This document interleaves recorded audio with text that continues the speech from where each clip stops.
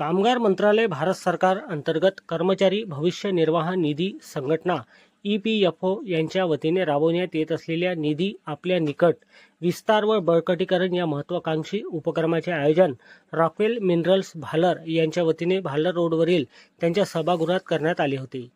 27 जानेवारी रोजी सकाळी 11 वाजता हा कार्यक्रम मोठ्या उत्साहात पार पडला।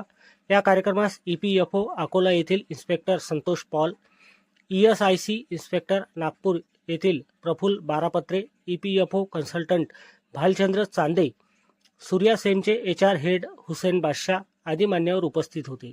कार्यक्रमात भविष्य निर्वाह निधीशी संबंधित विविध अडचणी, प्रलंबित तक्रारीचे तात्काळ निराकरण करण्यात आले। यासोबतच EPFO व ESICच्या विविध योजना, नियम व लाभ याबाबत उपस्थित अधिकाऱ्यांनी सविस्तर मार्गदर्शन केले।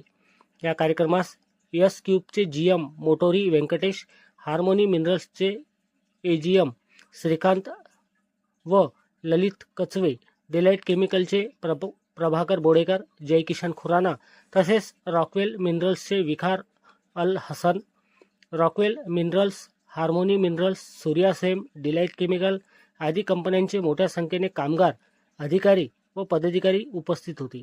कार्यक्रमास मिळालेला उत्स्फूर्त प्रतिसाद लक्षवेधी ठरला।